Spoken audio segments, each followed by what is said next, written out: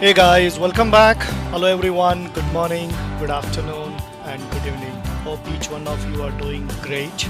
Those of you who are joining from different time zones, welcome one and all. Welcome to my YouTube channel and the series on TOGAF 9.x certified and beyond. And just as a reminder, the reason why I'm mentioning it as 9.x is I'll be covering both on the 9.1 version as well as on the recently released 9.2. Once we complete the key elements of 9.1, I will move along and talk about the 9.2 standard, what are some of the major changes which has been incorporated, and also I will touch base upon on the certification, like those of you who have recently completed the 9.1 certified certification, what it will take for you to be recertified on the 9.2. It is not much, but still you need to consider updating your knowledge base as per the 9.2 requirements. Okay, great. So let us get started. In today's session,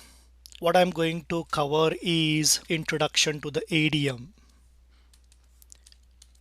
Okay, so what I mean is we will look at ADM, which is the core component of the TOGAF standard, the architecture development methodology. So in today's session, primarily we look at why it is important for an enterprise, what is the value the ADM provides to an enterprise. Okay, what is the significance of it, and then we will move along and look at some of the basic principles ADM plans to attempt, and I will give a brief introduction about each phase. As you can see here on the screen, phases primarily includes preliminary architecture vision and BDAT, what I call it as BDAT, business data application and technology architecture, which are the primary architecture domains of enterprise. Then phases E, F, G and H, okay, mainly opportunities and solutions, migration planning, implementation, governance, architecture, change management, and finally the requirements management, which is a key integral component of the method itself. As you can see, it sits right in the center of the ADM. After the brief introduction of each phases, we will look at some of the other details of ADMs in terms of what it provides as an inputs, outputs, versioning, how an organization can adapt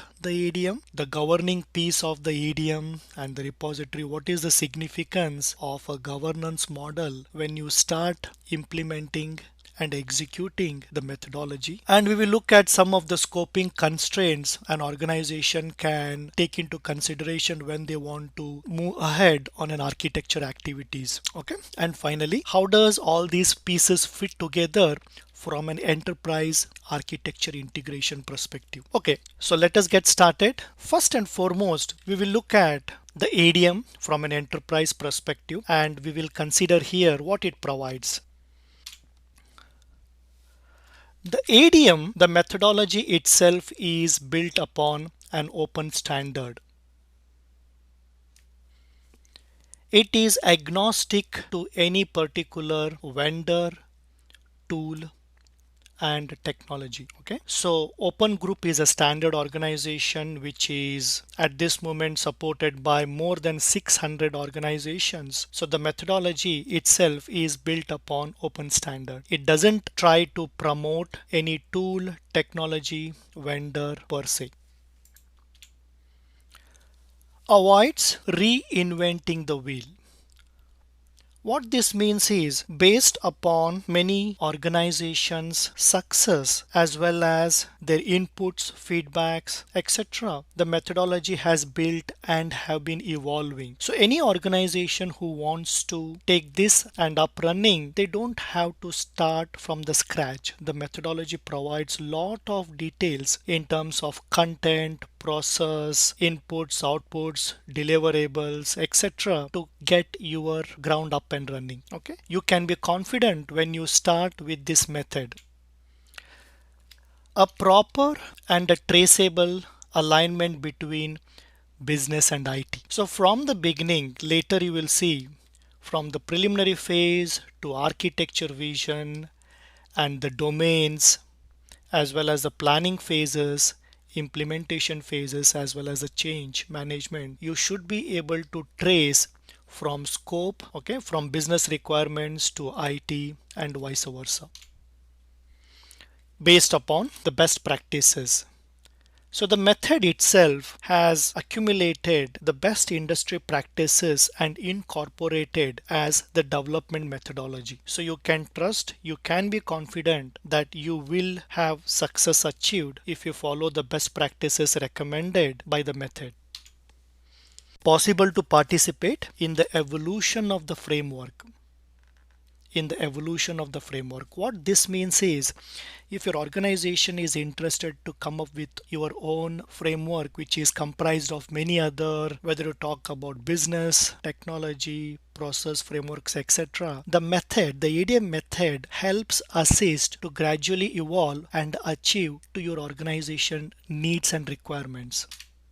The TOGAF license is available as part of free perpetual license. Now what this means is, for those of you who wants to use it on a non-commercial basis, it is absolutely free of charge. Okay, for example, if your organization wants to develop an IT architecture for use within your organization, of course you need to satisfy the licensing conditions. Okay, and the meaning of the perpetual license is, you do not have to apply to renew the license, and provided you adhere to the licensing conditions, the license will never be revoked. Okay, and of course it's not only at an organization level, all full-time employees can use the methodology and the artifacts deliverables, including the standard specifications provided. Okay, and of course there is a commercial licensing wherein you have to pay some fees, etc., but for non-commercial purpose, okay, you need to register it with open group, and it is available for you free of cost, and that is the meaning of available under a free perpetual license. Tailorable to meet an organization and industry needs. It doesn't matter which industry you belong to or which vertical you want to apply to, you are easily able to modify the methodology itself to accommodate your organization needs. It is easily able to tailor and customize for your own requirements. Let's continue. Widely adopted in the market. Many different industries as well as verticals have successfully implemented the methodology, and it has its own evolution history. It can go back to more than 3 decades of history, where gradually it has evolved, and many organizations in many different markets have successfully adopted it. The method itself is a complementary. It do not attempt to compete with other frameworks. You talk about other frameworks such as ITIL, COBIT, IT for IT, project management, and any of the other enterprise architecture frameworks as well. So combined together, the ADM supports and complements it. It welcomes the method, the processes, and all the other standards the other frameworks provides. The ADM method as well as the TOGAF framework can sit comfortably within your organization, wherein all other different enterprise frameworks are made available. Okay, the method itself is a comprehensive general method. It is very generic in nature, comprehensive as well. So what you will do, you take the base model, you can use it as is, or you can customize for your organization needs, which we will see very soon in the next few slides. Okay, what are some of those basic principles which ADM provides us? First and foremost, it is an iterative method. The method could be run through the whole process, between phases and within phases. What I mean here is, this is one iteration of the process. When you run through all the phases from phase A, B, C, D, E, F, G, H for a given requirements which is defined in the scope, it is one iteration. It is not necessary that you need to run it through entire process, all the phases for your given requirements. If required, you may just focus on from an architecture vision through all the domain phases. Okay, as I mentioned, this is BDAT, business, data application and technology architecture, or you can just focus on the planning details of the project, architecture project, and high level planning and a detailed level planning, or you can just focus on the implementation part of the project, and so on so forth. Architecture change management. Okay, so what is key point to understand here is it is an iterative method. You can go back, forth, skip phases as needed over the entire process, between the phases as well as within the phases. For each iteration, as I mentioned, your enterprise define an iteration. It could be the entire ADM cycle, or it could be a subset of phases depending upon your need. For each iteration, new decisions needs to be made or considered. Across the enterprise coverage, do you want the ADM to be applicable for the entire organization, for the entire enterprise? Or to what level of detail, in depth, you want to consider the ADM? At what point in time or how much time do you want to spend for a given circumstances? As well, architecture asset reuse. Asset reuse meaning in a given enterprise, you could be running multiple iterations of the project, okay, for a given architecture capability. And one iteration's assets in terms of artifacts, deliverables from the content framework can be used and reused in other iterations. That is the meaning of architecture asset reuse. From previous ADM iterations, from other frameworks. Okay, very soon you will see when I mean other enterprise architecture framework, you talk about Zachman, FIAF, DODAF, TIAF, PIAF, etc. Similarly, system models and industry models. And not only that, you can make decisions based on what is the competency level of your organizations in terms of resources and their availability, and what is the value accruing to the enterprise from the methodology execution. So based on those decisions, you can change the way you want to work through the method. So these are some of the basic principles which ADM provides us to consider. And finally, every phase is validated against the current requirements. What that means is your project architecture project begins with a scoped requirements, and as you can see here, the requirements runs through every phase of the project, every phase of the ADM, to ensure that you are working towards a defined and an approved set of requirements which are current in nature. Okay, let's move ahead and now let us explore each phase and what details it provides us. Okay, so we will look at each phase and we will introduce the phase. Okay, the first and foremost is the preliminary phase. As you can see, this is outside the actual ADM iteration. What this particular phase provides us is it prepares the organization, the enterprise, for a successful architecture project. The architecture project here could be at a project level, at a program level, or at a capability level, okay, a portfolio level. So this is the phase which includes the preparation and initiation activities to create an architecture capability. Not only that, through this phase you understand the enterprise or the business environment. You seek the high level management commitment. You agree on a high level scope for the architecture capability. You establish the architecture principles, and more important, you establish the governance structure as well. Based upon your organization's capacity, capability, etc., you customize the TOGAF framework itself. As you can see, this is the foundational phase for a given organization.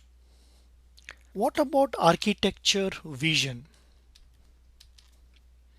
Okay, architecture vision is for every architecture project. For a given architecture capability, if you decide to run 3 iterations, there will be three architecture vision projects being run in parallel or in sequence, or one triggering another depending upon your organization's capacity to execute. But what is more important is, for every architecture vision, you set the scope, constraints, and expectations for a TOGAF project. Not only that, you prepare the vision, this is the deliverable, and you validate the business context which has been set in the preliminary phase, and create and get approved the statement of architecture work. Okay, without the statement of architecture work, you are not allowed to proceed.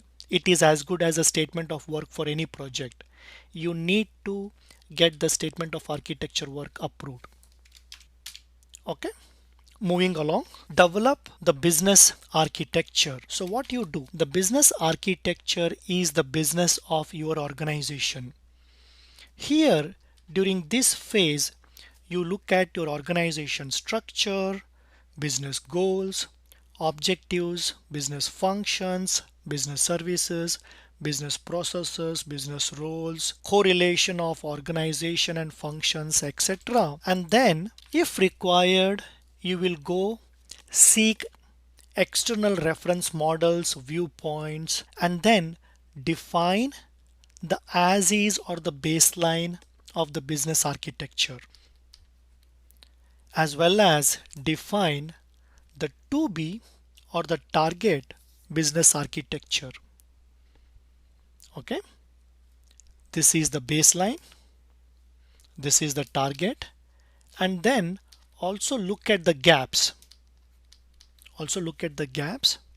By performing the gap analysis, and then identify a candidate roadmap components required to fulfill the gaps. Okay, you perform the as is analysis, the to be analysis, identify the gaps as well as the roadmap components. And once this is being documented, you conduct a formal stakeholder review. All the business related stakeholders get together, review the details. Either they approve or they will ask you to revisit and make any needed changes, and then finalize the business architecture, and then you incorporate all those details into architecture definition document. An architecture definition document is another major deliverable which run through multiple phases, output coming from one phase as an input into another phase, and so on and so forth. Okay, but from business architecture perspective, the architecture definition document gets filled in as part of the business architecture section. The same thing continues as part of information systems architecture.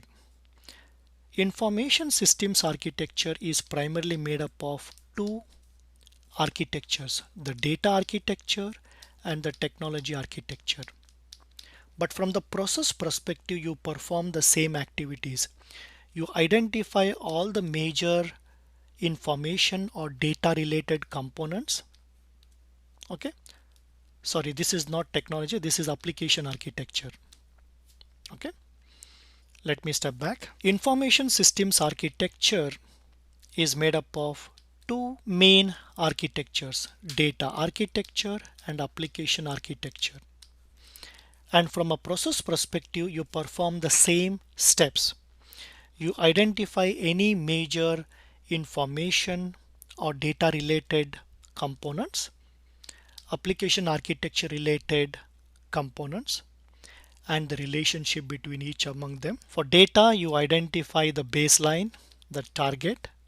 For application, you identify the baseline, the target. You perform the gap analysis. You identify the gap. You identify the roadmap components.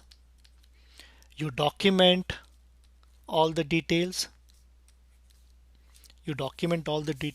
Get it reviewed with respective stakeholders who belongs to data architecture and application architecture, and then document it as part of architecture definition document. Okay, the same principle applies as part of the technology architecture. You define the baseline, you define the target, you identify the gaps as part of the analysis, and then identify the candidate building blocks or the major components required to fulfill those gaps. Document those as part of the architecture definition document. Okay. So for a given architecture project, by the end of these three phases, business architecture, information systems architecture, which makes up the data and application as well as the technology, you define the enterprise architecture for your organization, which is primarily made available as part of architecture definition document. And then as you move along, these two phases primarily helps you to put up a plan for execution. Phase E talks about the opportunities and solutions. Here you perform the initial implementation plan. So what you do here is you identify the major implementation projects as work packages. And if the work packages are major or complex enough, you identify whether a sequential or an incremental approach is required. If so, you determine the transition architectures.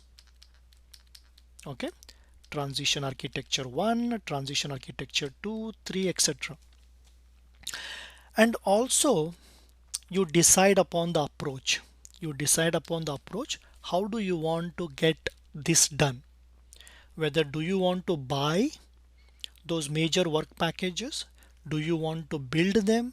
Do you want to reuse them, outsource them, or get them as part of commercial of the self or COTS or through open sources? As well, you assess the priorities, which needs to be done first, second, and so on and so forth. So the key point to note here is phase E is about initial planning activity. As part of phase F is where you do the detailed implementation and migration planning. This is another important deliverable known as implementation and migration planning.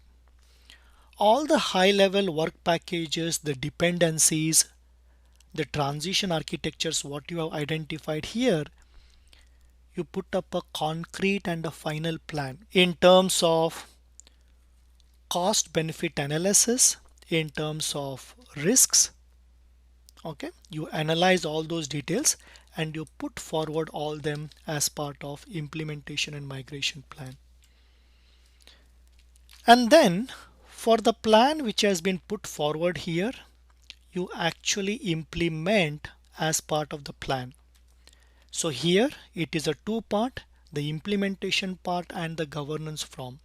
From an architecture perspective, you provide the architectural oversight for the implementation being done as part of the plan. And you will also ensure that each project, which is the implementation project, they conforms to the architecture which has been put forward as part of the architecture definition document, implementation migration plan, or as well as part of the architecture contract between the implementation team and the architecture team. As one or multiple architecture projects been executed, architecture change management, which is phase H, provides the continual monitoring as well as the change management process.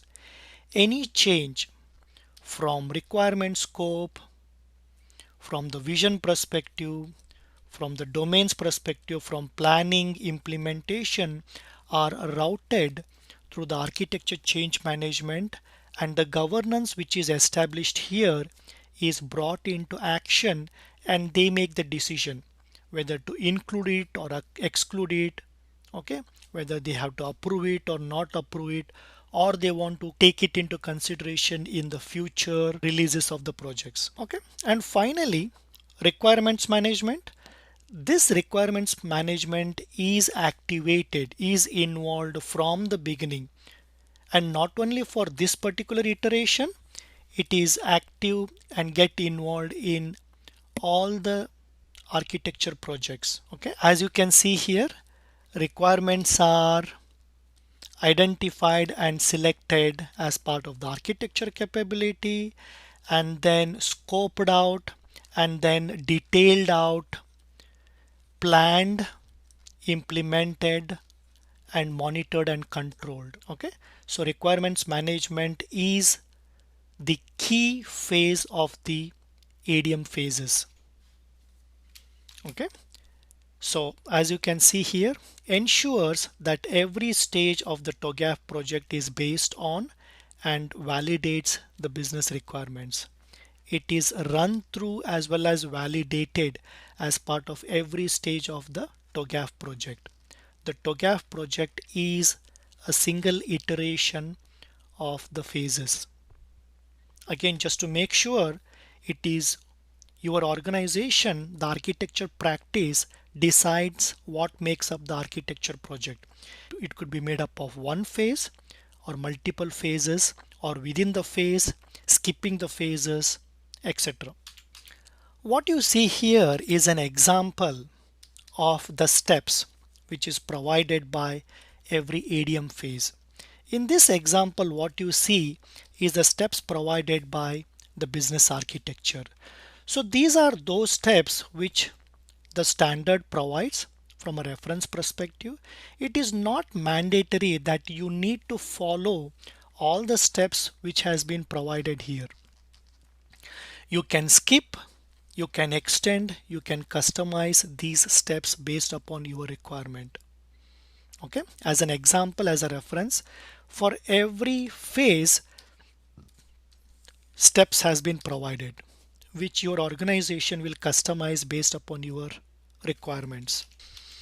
On the same lines, every phase provides several inputs and outputs. So one or more deliverables being worked in a particular phase provides input into the next phase, and changes, enhancements, deletions, etc. are done to the deliverables, and they are being provided to the next phase.